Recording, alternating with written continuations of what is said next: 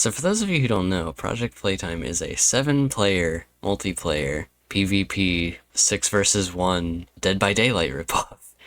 And the objective of the game is 6 players as survivors have to find toy parts. What a pain. This is completely unscripted, by the way. This is, what do they call that? Do they say off the cuff still? This is totally off the cuff, seat of my pants, unscripted, lunacy, absolute deranged nonsense straight from my brain, so you can listen to this. But I really am mixed about Project Playtime as a video game, because it has potential as a Dead by Daylight ripoff, I feel like. But when you really get down to it, the game as a thing is just a waste of time and energy and space and thought in your head, just at all, because it is so obviously just trying to get your dollar and then leave as quickly as possible. Because let's just preface this with one thing. Let's preface this real quick. They removed the countdown on the title screen that says how many days are left in the current quote-unquote season, or I guess phase of the Battle Pass, or the toy box as they call it in this game. And what does that mean to you? Because to me, that means that they're probably not even planning on doing another one, which is really fucking sad for their first one. If they're really planning on shutting this game down or like discontinuing support after one season of their Battle Pass, that is sad and effortless and so clearly just a hollow attempt at making a game. And I will give them some credit. They have updated the game multiple times since it came out. They've given us a few updates every month. They've been updating it. They've been polishing the balance. But that was over the course of several months. It came out back in December, right? This was a December game, if I'm not mistaken. I have Steam open right now, so I can check when this game came out, actually. This game came out December 12th. And right now, as of recording this, it's March 27th of 2023. So it's been 3 months and then some change since it came out, and they haven't added any new content. There has been nothing other than balance changes and bug fixes. The map, the third map, is still coming soon. It's still blurred out, so that's great. I think that in the official Discord, they had a monster vote to see about adding a new monster to the game. But if they removed the countdown for the Battle Pass, then there may be, not definitely, I'm not confirming anything, this is just me speculating, but if they're planning on shutting down or discontinuing the game, what was the point of the vote?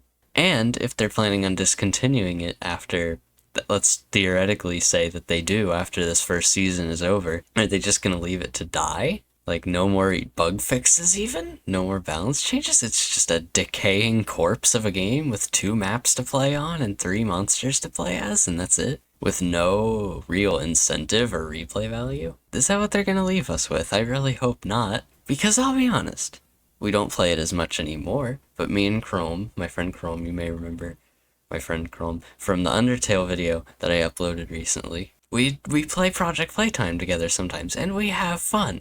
We have fun playing it.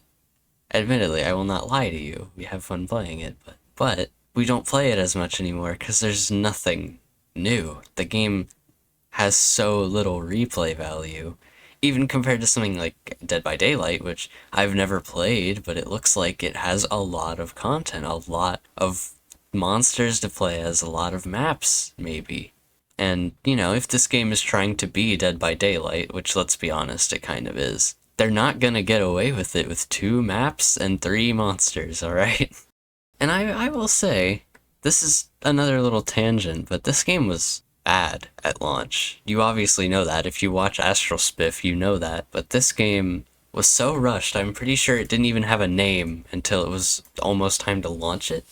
Because in your Steam folder, the games folder is just called Poppy Playtime Multiplayer, which suggests to me that this name was a last minute thing that they came up with, because the whole time they were developing it under a code name of Poppy Playtime multiplayer, and like at the last week of development they were like, okay, we need a name. What's another word that starts with P? Project Playtime, here we go. And then the game came out, and I really hope that that's not what happened, but if it is, that's sad and bad and lame. So good job, guys.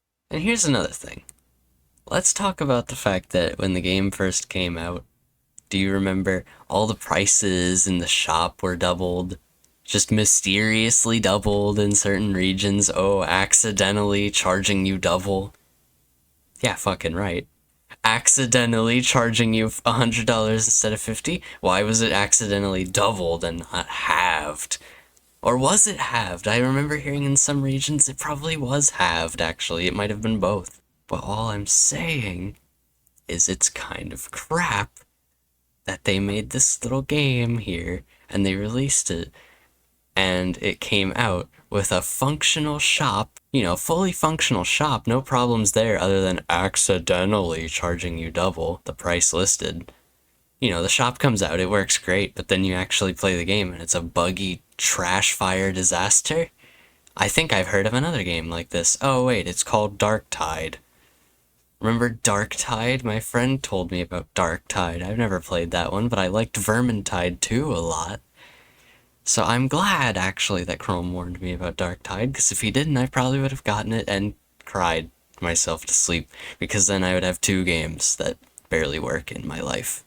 It's glaringly similar, actually. If you know, you know. Dark Tide came out with barely any missions to play, horrible balance, a lot of bugs, blah blah blah.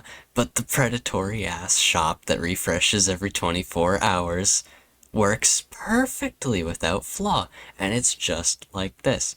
Project Playtime is the same thing, but it also has a battle pass. And listen, battle passes in principle are not awful. Fortnite is a good game. I've played that recently. Fortnite's a good game. It has good things on the battle pass. It's not even that expensive. It's like $10 for that, and then that's it. And you get everything as you play. And it's fine. It's whatever. I get it. You pay like $10, you have some left over each time, and then you can get more coin from the battle pass to get the next one. Excuse me, to get the next one. So you don't have to pay repeatedly. You can kind of keep it rolling with the coin from the battle pass, right? That's a little bit of a generosity function. You technically only have to pay once if you don't spend your coin on anything from the shop. If you kind of spend wisely and save it, you can just do it for free each time. Also assuming you grind out Battle Pass over the course of the several months, but that's a little besides the point.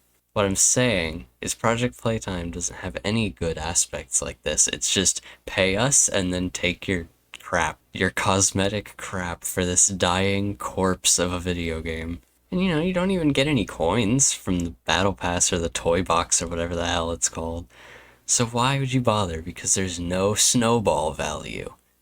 Unlike in Fortnite, where there is snowball value, because you get more to get the next battle pass, and it's fine. It's not like sucking your wallet dry.